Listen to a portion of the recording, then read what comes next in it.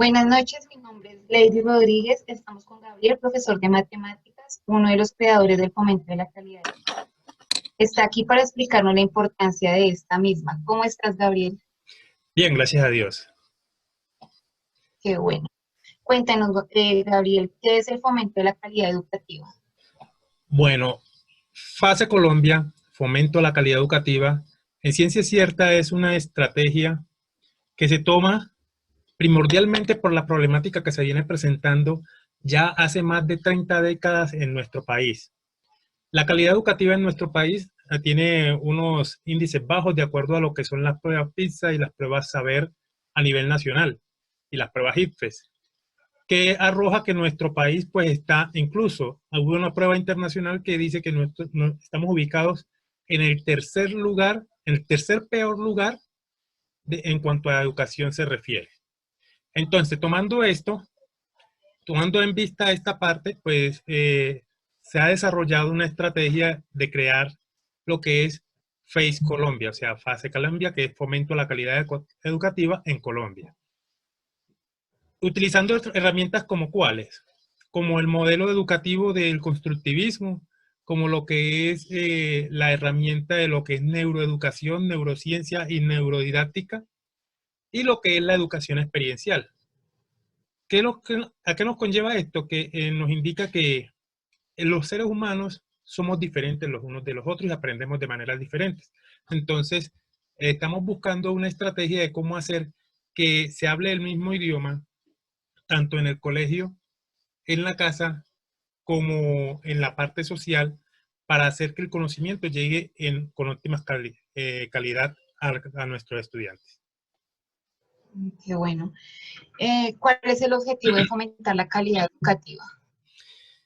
El objetivo de fomentar la calidad educativa es específicamente eso, de darle una educación con calidad a nuestros estudiantes, a nuestros educandos, porque vemos que hoy por hoy ya las escuelas, colegios no son fuentes de información y de conocimiento. Es más bien unas áreas que, que hacen acompañamiento a esto. Hoy por hoy, nuestros estudiantes tienen acceso a la información a tan solo un clic. No es como hace unos 50 años que los estudiantes pues, tenían que desplazarse largas distancias hasta una biblioteca a conseguir información y así adquirirla. Pero hoy por hoy no, hoy por hoy los estudiantes desde primera infancia hasta lo que es estudiantes de educación superior tienen la información al 100% a tan solo un clic en cuanto a lo que es el internet y las tips. Pero ¿qué sucede? Aún así, teniendo la información, porque tenemos que entender dos aspectos. Una cosa es información y otra cosa es formación, ¿sí? Entonces, aunque se tenga la información, los estudiantes no están alcanzando los niveles académicos que se requieren. ¿A qué se debe esto? A que el sistema estructural de la educación pues continúa eh, eh, llevándose a cabo el que se dio hace 50 años. Entonces, ve que repetir, repita, repita, que repitiendo se aprende, ¿sí? Pero no, hoy por hoy Ujú. descubrimos que cuando uno se siente emocionado, cuando uno se siente o algo le llama la atención, uno lo aprende con mayor facilidad. ¿Correcto? Privado. Exacto. Entonces, estimula la concentración, estimula la memoria y estimula la pasión por aprender algo nuevo. Pero eso no lo están dando en nuestras clases. O sea, el problema en ciencia cierta no le vamos a declinar el problema a algún sector, si es el profesor, el cuerpo de docente, la administración o incluso los padres o los mismos estudiantes, no, sino que venimos acostumbrados a un sistema educativo que es diferente, pero Ujú. estamos llamados a cambiar. Y a eso nos llama la neuroeducación. Y con eso estamos incursionando con lo que FASE, Fomento a la Calidad Educativa. Ese es nuestro objetivo. Podríamos decir, digamos, Gabriel, discúlpame, que la educación hoy en día se ha vuelto como muy mecánica, ¿no? Bueno, no es que la educación de hoy se haya vuelto mecánica. La de anteriormente, en los métodos tradicionales de educación, era Sí. mecánico, era muy mecánico. La verdad la tenía el profesor y el alumno únicamente tenía que aprender, ¿sí? Pero hoy por hoy, con tanta información que hay en el medio, con tanta información que hay en la sociedad, pues la educación está llamada a un cambio. Entonces, no solamente aprende el estudiante del profesor, sino que mucho más aprende el profesor de sus estudiantes, porque cada persona tiene una forma de aprender, tiene una forma de expresarse y por consiguiente tiene unos conocimientos previos vividos, que es lo que nos llama a la educación experiencial. Por ejemplo, yo puedo estar dictando clase en un colegio, pero en mi salón de clases yo tengo estudiantes que provienen de Antioquia, que provienen de Chocó, que provienen de Bogotá, de Huila, de Tolima, y todos estos estudiantes traen unas experiencias diferentes.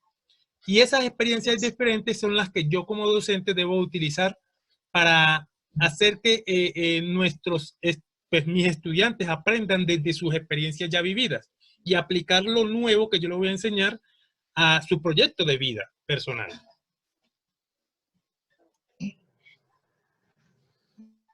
Bueno, Gabriel, cuéntanos cuál es el propósito de este tutorial. El propósito de FASE. Sí, señor. Correcto. El propósito de FASE es específicamente por meta tener que establecer a nivel de cada institución, de cada estudiante, de cada hogar que, que tenga una persona en edad escolar de formación, ¿sí? Logre implementar lo que es y aprovechar el potencial que tiene el cerebro. O sea, por ahí escuchaba a un psicólogo y científico que decía que a nosotros nos dieron una gran herramienta, que es el cerebro, pero no nos dieron un manual de cómo utilizarlo, ¿sí? Ni tampoco nos dijeron, bueno, en el colegio nos dicen, bueno, apréndese esto, apréndase lo otro, pero entonces, ¿cómo se aprende? ¿Listo? Entonces, esta parte pues utilizando lo que son los ejercicios de neuroeducación, lo que es estimular lo que es la memoria, la función ejecutiva, la concentración, porque está comprobado científicamente que un estudiante en tercero de primaria, los 10 primeros minutos tienes la concentración del chico. Si en esos 10 minutos tú captas esa concentración, lo tienes al chico. Si después de eso tienes que coger y ponerle un descanso, una actividad que lo permita salirse de lo que está haciendo, hacer otra actividad y luego si lo vuelves a enganchar. ¿Por qué? Porque si lo mantienes de corrido en 40, 50, 60 minutos, lo único que él va a utilizar en esos 60 minutos son los 10 minutos que él utiliza de concentración. Del resto se perdió, se fue detrás de la mosca, se fue detrás de lo que le llamó la atención, pero no está concentrado. No está ubicado. Entonces, nuestro objetivo es específicamente reestructurar los modelos de enseñanza y los modelos de aprendizaje en los estudiantes y, ¿por qué no?, en nuestros colegas docentes que implementen lo que es la neuroeducación y la educación experiencial en las aulas de clase. Okay. ¿Cuáles son las actividades estratégicas? ¿Actividades de qué, perdón? Disculpa. Estratégicas. Bueno, inicialmente nosotros estamos divididos en 4 pilares, ¿correcto? Primero que todo, realizamos un diagnóstico, porque nosotros nos enfocamos principalmente en estudiantes que tienen problemas cognitivos, ¿sí? ¿Por qué? Porque en estos son los que se presentan, pues, digámoslo, entre comillas, un bajo desempeño académico. Entonces, aunque nosotros tenemos estudiantes que, bueno, que no tienen problemas cognitivos, nos enfocamos en estos como tal, porque son prácticamente a los que no tienen opciones en la sociedad comercialmente para subsanar sus necesidades académicas, ¿correcto?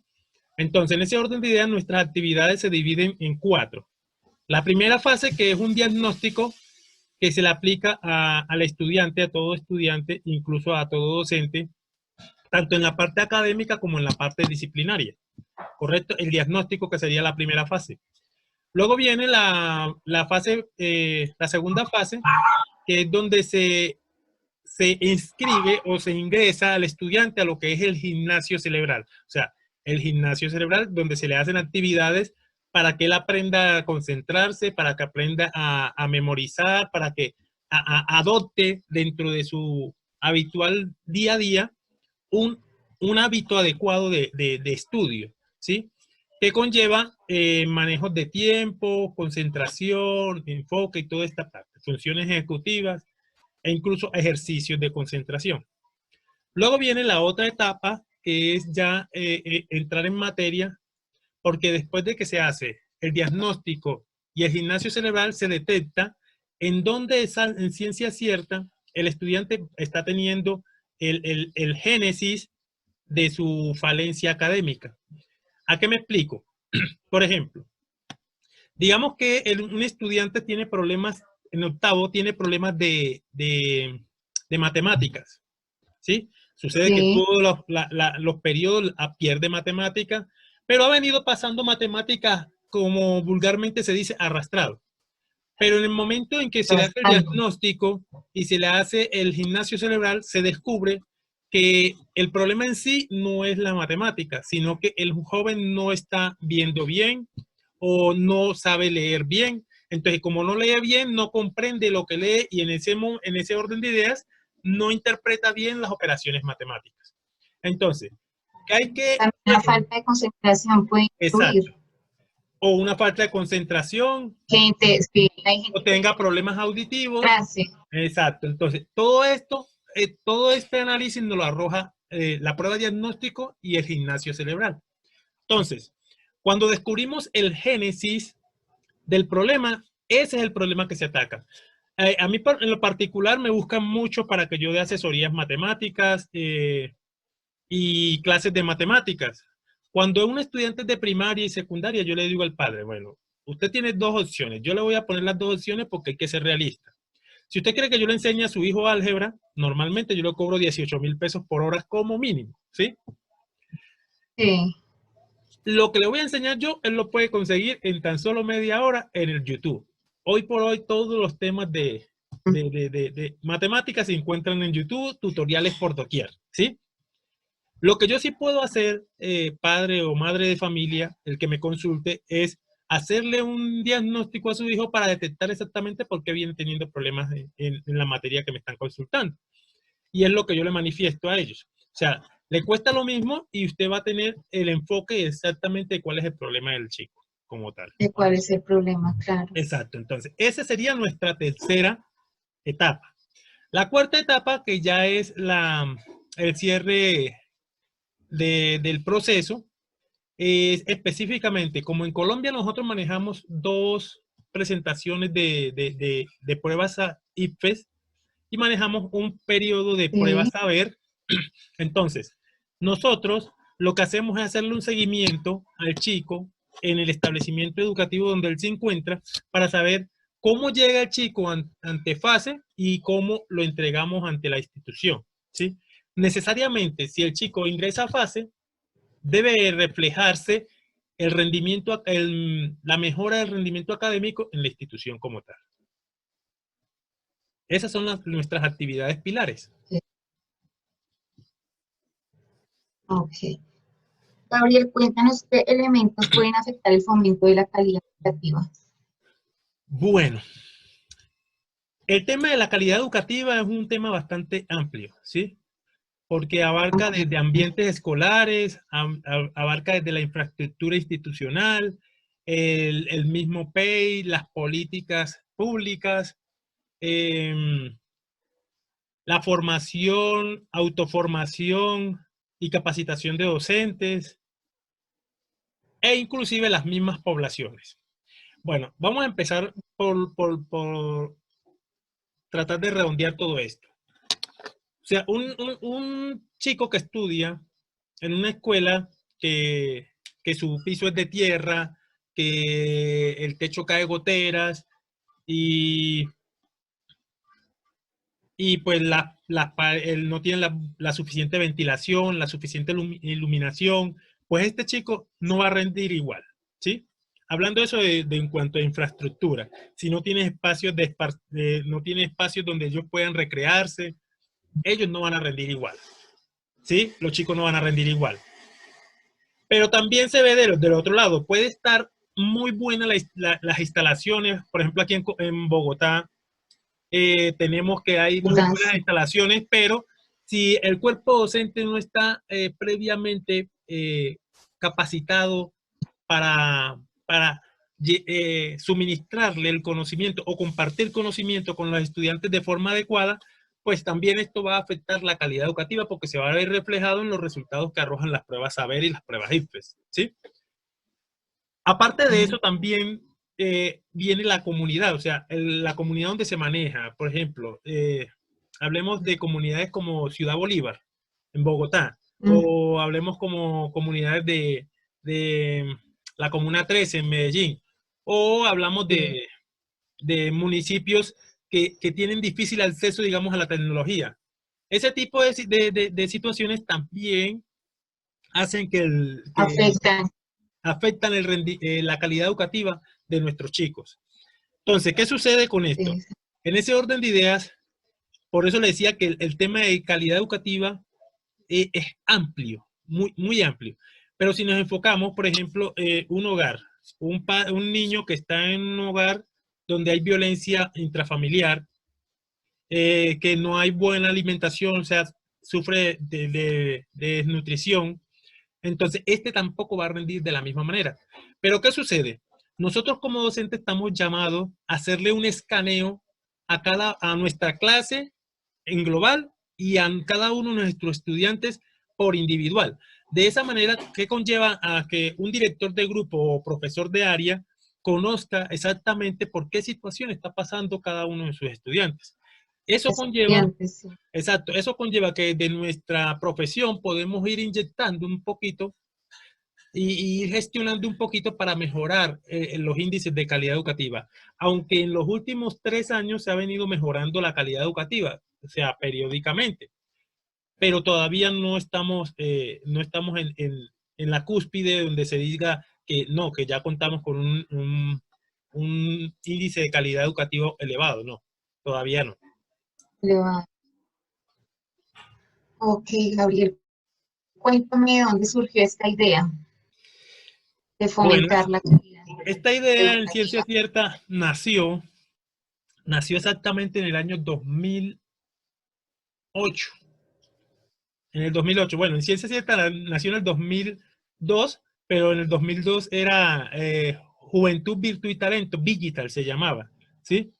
Pero era porque en ese entonces todavía, pues mi personalidad no me había nombrado como docente, apenas hacía turnos como en la enseñanza, y conllevó que nos reunimos unos jóvenes talentosos, deportistas, donde sabíamos dibujar y todo este tipo de cosas, hacíamos teatro, y entonces empezamos a crear esto. Luego decidí con otros dos encaminarnos hacia la educación. Y hablamos con una joven en ese entonces, se llamaba la Mónica, del Ministerio de Educación, exactamente en la dependencia de calidad, y nos dijo que en ese entonces estaba surgiendo lo que era de cero a siempre, ¿sí? Y nos fuimos enfrascando por esa política nacional y nos fuimos metiendo hacia la parte de fomento a la calidad educativa. Iniciamos pertinentemente solo dictando tutorías matemáticas y posteriormente fuimos reforzando con otras áreas, como lo que eran las 4 áreas del pilar, que son español, matemáticas, ciencias y sociales, enfocándose en español y matemáticas. Porque si usted lee bien y comprende lo que lee, pues puede desempeñarse mejor en cualquier otra asignatura. Eso en cuanto a lo que era primaria y secundaria. Pero en la primera infancia sabemos que no se dividen en esas 4, sino que están las 4 actividades rectoras, que es el juego, el arte gráfica, el dibujo, bueno, todo ese tipo de cosas que hacen los niños, porque ellos aprenden jugando.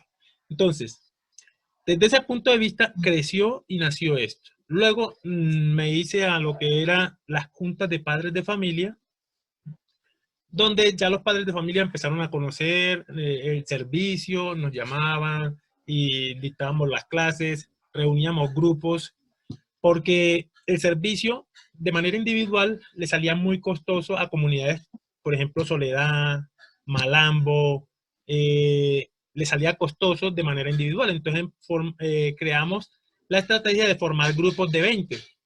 donde los grupos de 20 se le da una clase semipersonalizada a cada estudiante. O sea, se alcanza a tocar cada estudiante en grupos de 20.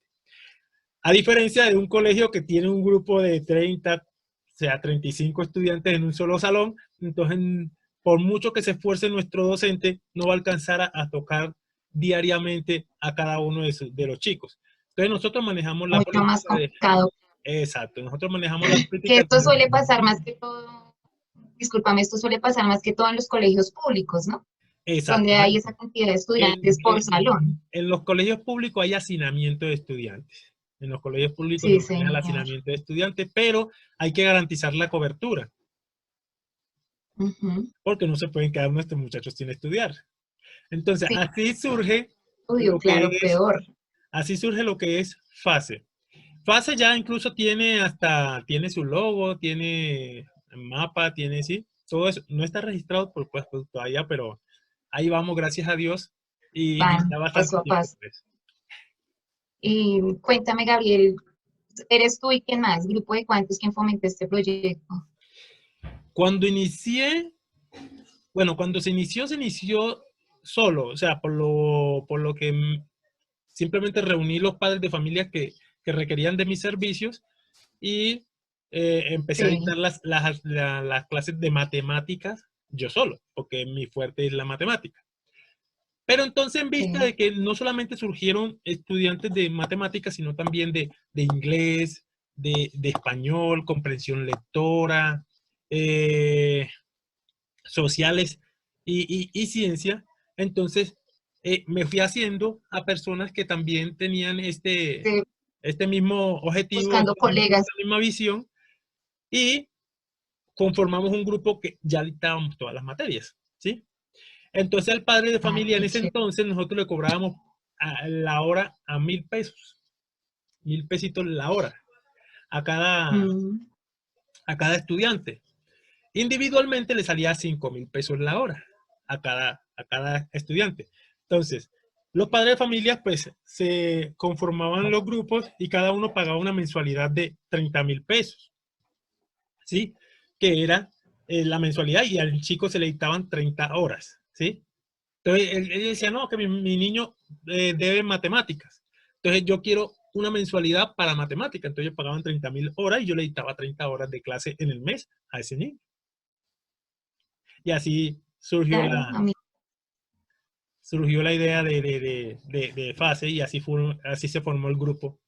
Hoy por hoy ya he tenido asociaciones con Operación Daniel, he tenido en el piloto en Bogotá, he tenido con Muebles Cajama, bueno, y incluso tuve conversaciones con un edil. Recibí el año pasado un contrato, trabajé con Dino al Bullying en Quito. En Quito Mm, estuve en el Atlántico, en Bolívar, llevando a cabo el servicio también, en Chigorodo, Antioquia, Apartado, Antioquia, Turbo, Antioquia. Bueno, he recorrido hasta, no, todo lado. sí, siempre, No, pero, qué pero es bueno, muy me parece. bonito cuando uno encuentra comunidades. Incluso tengo unos videos y unas imágenes del Chocó donde se hizo incluso ceremonia con la Policía de Infancia y Adolescencia en cuanto a esa parte. En cuanto a lo que fue el fomento de la calidad educativa en apoyo a lo que era digno al bullying, porque en el Chocó se manejaba mucho esta problemática. Sí. Porque un Y niño ahorita atacado de eso bullying es tampoco rinde igual. también. Sí, claro, imagínate. No, muy bueno, me parece demasiado interesante este proyecto tuyo, porque fuiste como el fundador, ¿no? Sí, en ciencia Quien sí conllevó, sí está así, pero ya hoy por hoy ya no es solamente de Gabriel, sino ya son muchas personas las que están vinculadas, muchas se personas. han ido uniendo, es como una cadena que se va uniendo. Y mi objetivo principal, ojalá Dios quiera, que logre implementarse esto como herramienta educativa en cada uno de los establecimientos. Ya más que todo enfocado a la, que es la parte de la neuroeducación. O sea, porque yo inicié como matemático normal y ya ahora vemos y observamos que ya la educación dio un salto más allá y nosotros nos podemos quedar atrás. O sea, porque vuelvo y repito, ya lo de matemáticas lo consigue usted en internet, ya lo de español lo consigue usted en internet, ya lo que es ciencias sociales, todo eso, toda esa información la encontramos en internet, pero Todo. lo que hay que estimular es en sí, a la Realmente persona, al estudiante. ¿Ah? estudiar a la persona y saber desde dónde tiene sus falencias para poder tener una mejor comunicación y una mejor educación. Correcto, exactamente. Ah, bueno, Gaby. Entonces, pues muy chévere tu proyecto. Dios quiera que te entiendo muchísimo porque es una muy buena proyección para los niños y los estudiantes. Entonces, nada, muchas gracias por esta entrevista y que tengas una feliz noche. Lo mismo y gracias a ti.